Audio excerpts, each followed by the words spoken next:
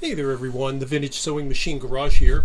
I'm making a video today, just in case any of you have wondered whatever became of this poor, sad, pathetic Kenmore free arm. As all of you know, if you've watched any of the videos where I have gone and pretty consistently put cleaning or penetrant oils that contain cleaning solvent. I've been using those on this machine multiple times and still having problems.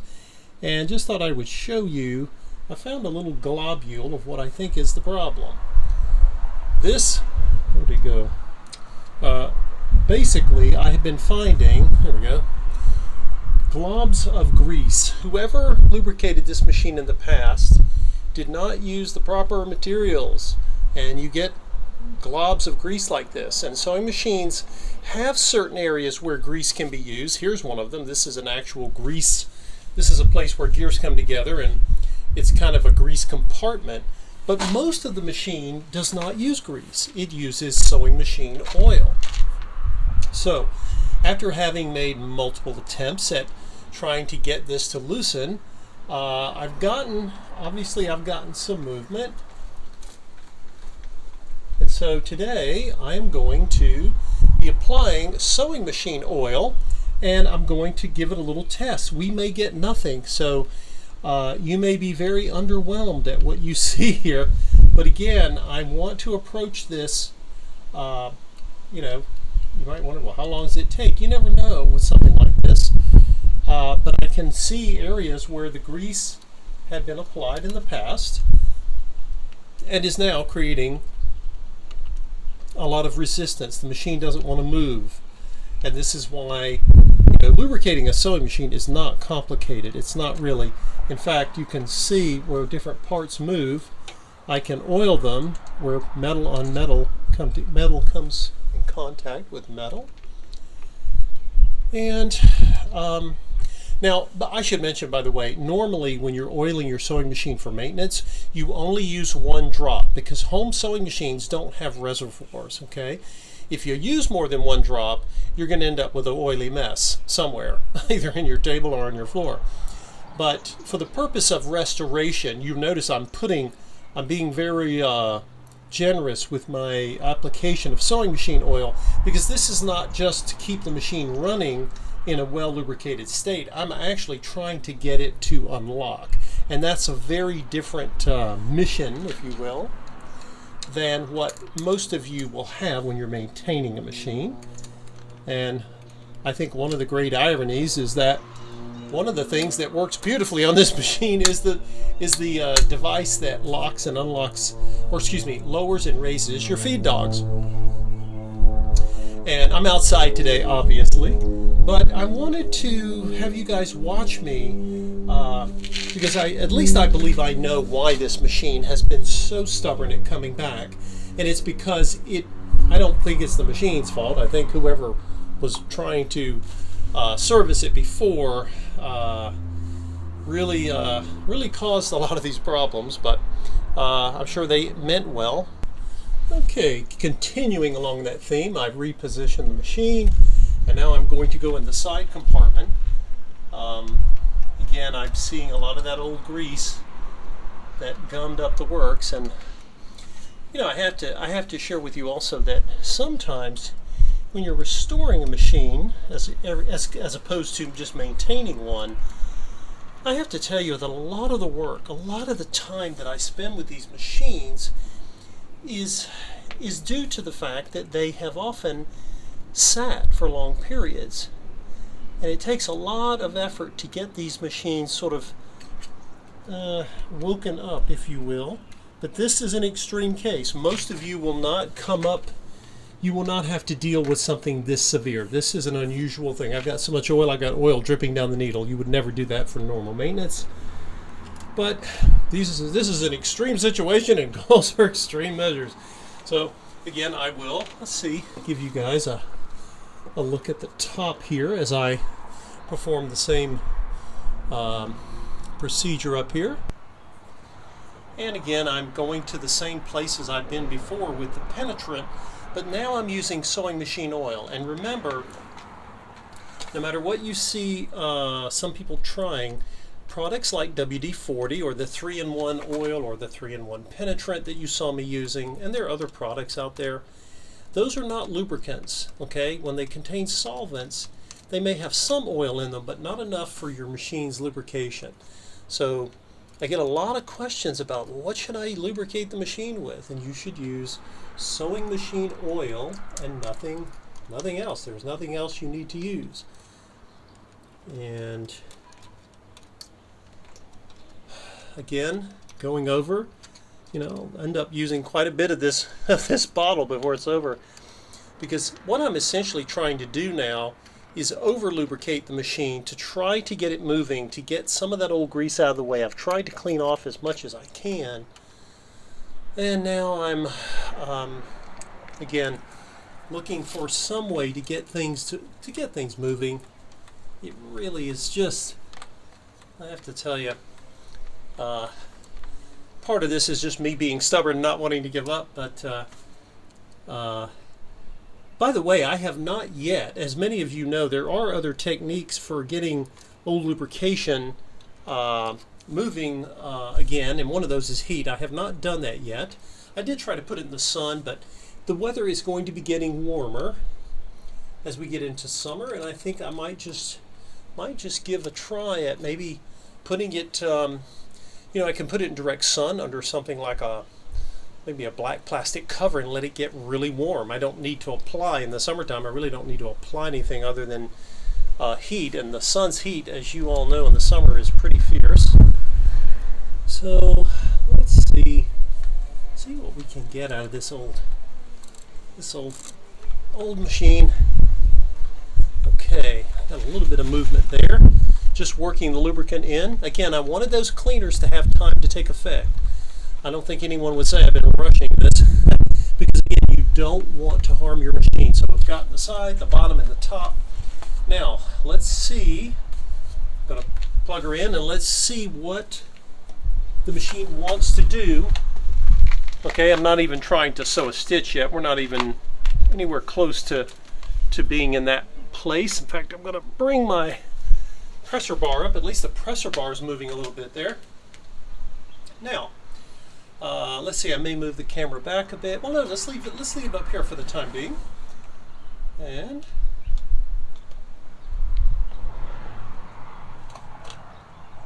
I wonder if I've got any power. Okay, guys, we have I had the power switch not on. I was so focused on my lubrication issues. And of course, on these Kenmores, the light comes on automatically. There's no separate light switch for whatever reason.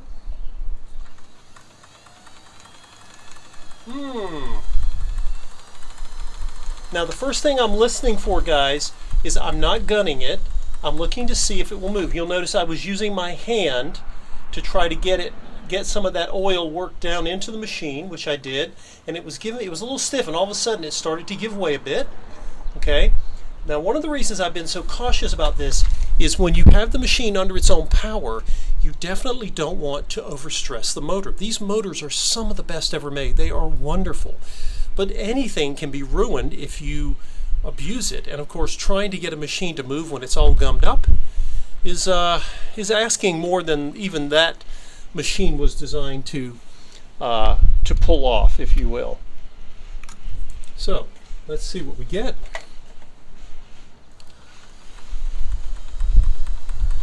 And I noticed when I started it, I know it's a little breezy out here, but when I first start, I'm not hearing any moaning or groaning, so that tells me the motor, certainly the belt is the right tension, but more importantly, the motor is not being overly stressed. Hey, we're getting movement. The machine is under its own power. Now, it's straight stitch right now, but, here, I'm going to add a little bit more.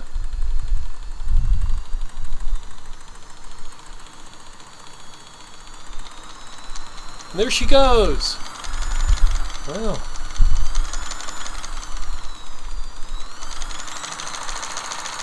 That's full. That's full. That's to the floor, guys. All right. Oh.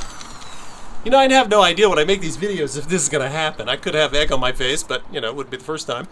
And so, again, trying to see if I can even get a machine to move. And again, as I mentioned, I may have mentioned before, you want to be sure that you get it to go into straight stitch. You'll notice I haven't gone for the gusto yet and asked it to do zigzag, because if you remember that lateral motion in the mechanism of a sewing machine is not as strong as the vertical mechanism. Okay, so if you have a machine that's frozen and it does zigzag, first you want to focus on just getting the straight stitch.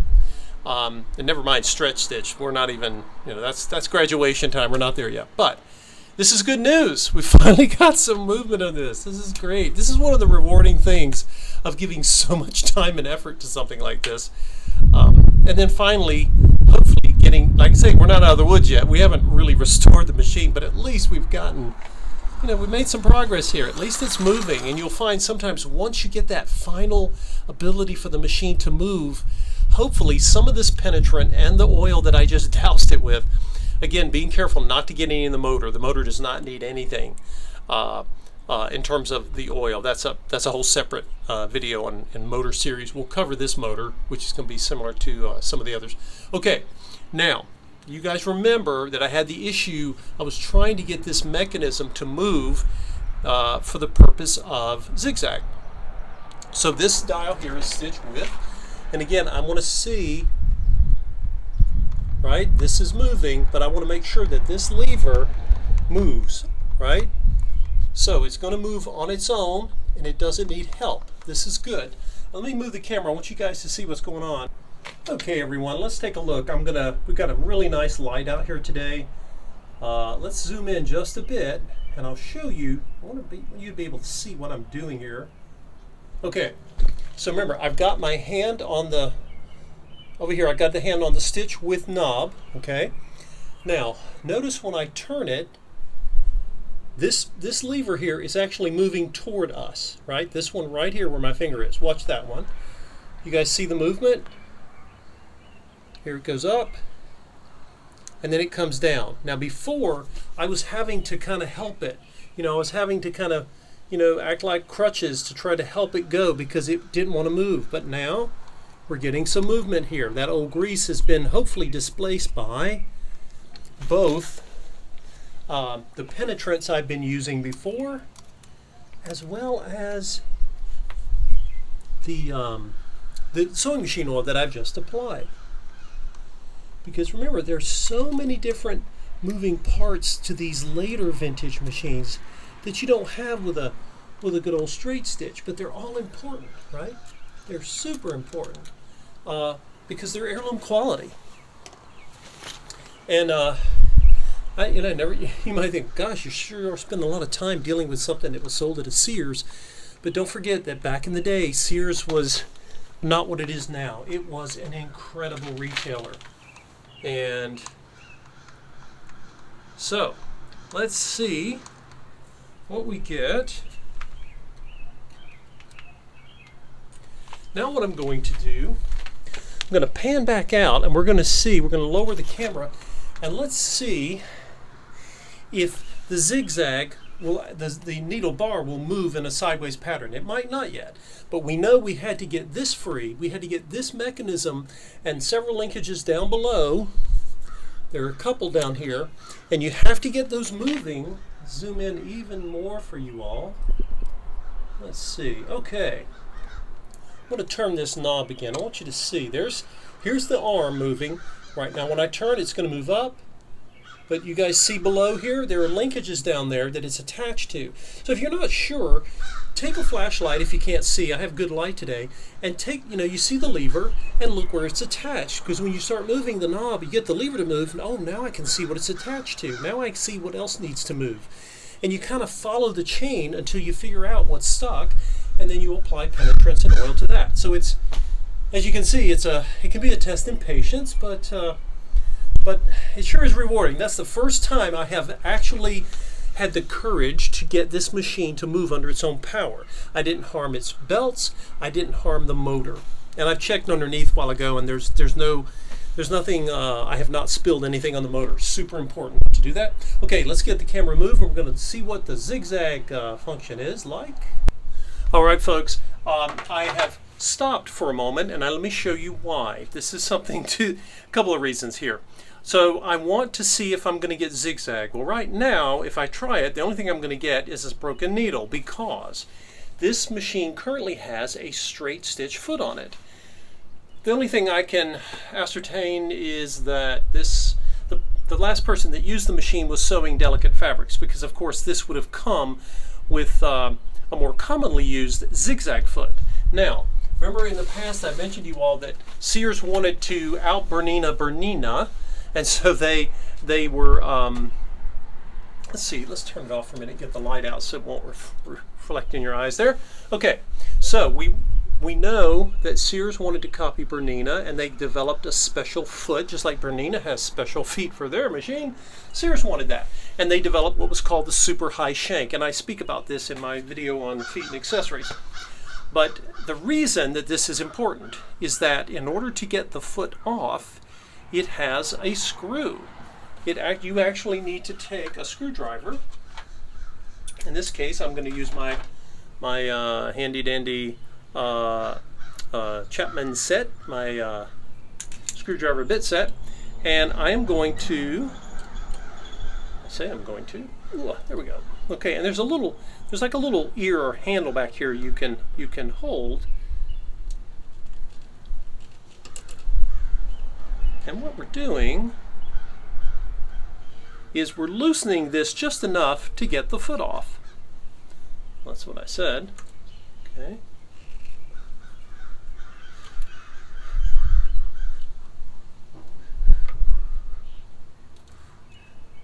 If I can get the presser, by the way, the presser bar is still sticky. Whatever that grease was they used really did the number on it. Okay, so what you do is you loosen that little piece, that little screw here, and the foot comes off. We've got to get that foot off because someone had a straight stitch foot on there. It's very unusual to see that left on there, but who knows? You never know what's happened to a machine over time. Now, okay, let's see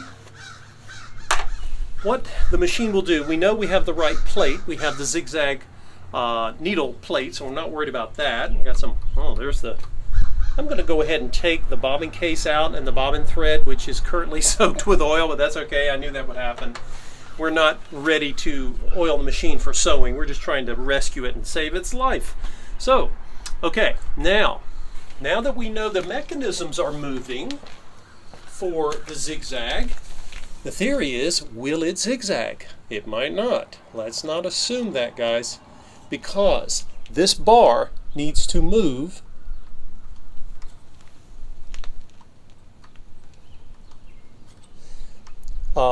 with the mechanism. If it doesn't, that means we've still got issues in here, because this bar, there's like a pendulum piece. Zoom up here if you guys can see it. This whole piece here, there we go. From up here, it swings. Okay, it kind of swings. It pivots up here, and then it slides back and forth for that needle to move.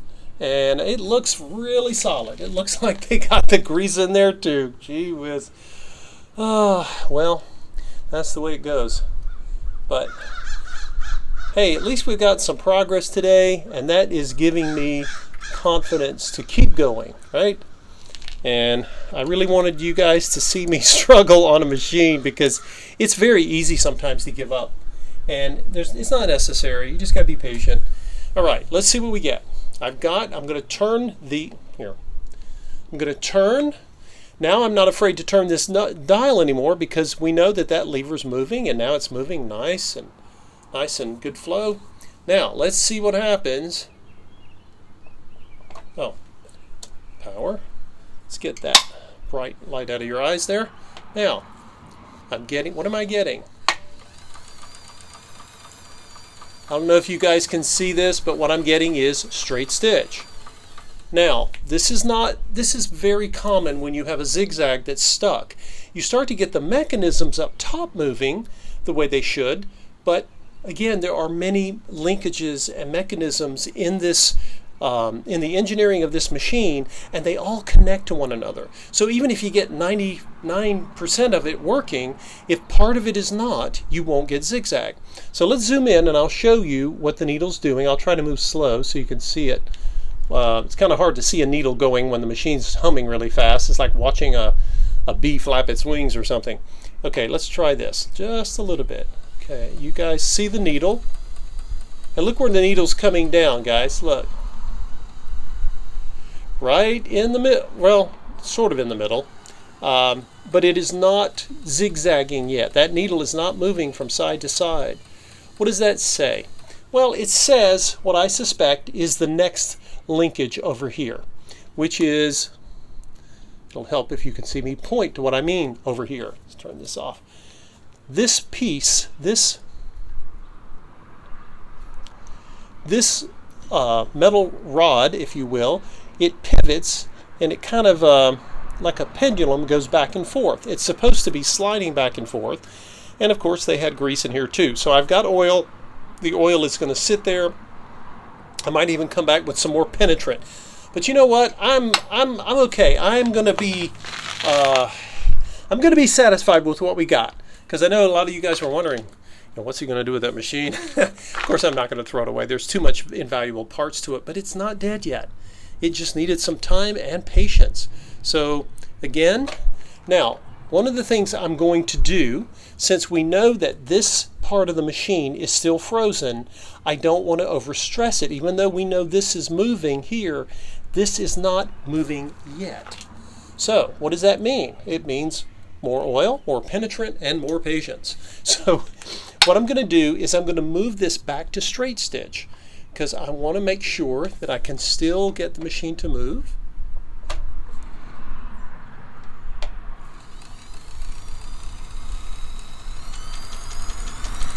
Oh yeah, there you go, guys. We've got straight stitch movement. That is, I think I'm going to be so courageous as to say we are halfway there. sort of. And like I say, a lot of times you'll have a machine and this one's got, it's got dirt and stains on it, but that stuff's, we can deal with that. That's going to be the last. That'll be like the icing on the cake, cleaning the machine. We got to get her working. And you'll notice that the tension assembly is still in parts. We're going to put the parts back and get that working again. That's not my biggest concern. The biggest concern was this. So, more oil, more penetrant in this area. Stay tuned. We're not giving up yet. I appreciate you guys asking about this sad little machine that really was abused. But I think if it says anything, it says that the engineering of these machines was incredible, even when they've been serviced in a completely wrong, haphazard way. It's with patience and time, it's allowing me to at least try to get it to run again. So anyway, that's the purpose of this video series here, is to encourage all of you not to give up. These machines are incredible. I think it's obvious that they were made in an heirloom way, and we need to learn to service things again, and that's one of the reasons I got into this hobby, was trying to take things that were made to last and figure out how to service them and rescue them so that they could truly be heirloom machines, because even if they're heirloom quality, they need service. Real machines need service, and the more of us that learn how to service them and take care of them, the more likely they'll be sticking around and literally be heirlooms. So thanks again, guys, for watching. I appreciate those of you asking about it. You probably thought I gave up on it by now, but no, I try to get to the videos when I can. And stay tuned. The next time we'll come back and see if we can get that arm moving. If we can get this arm moving, the arm I was talking about, that is going to be, I believe, the best avenue to getting zigzag back. And once we do that, then we can look at something like going from standard stitching to stretch stitching. But you got to crawl before you can walk. So don't even try to go there with the stretch stitches. Okay, that's probably the least used part of the machine, even when it was new, with the exception of a lot of the fabric crazes in the 70s. But let's see if we can now go from straight stitches to zigzag, and then if we're that successful, then maybe I'll be brave enough to try to get it to work in its stretch stitch capacity, and who knows, we may save it yet, guys. Thanks for watching, and if you have any comments or other suggestions, just leave them down below. Take care.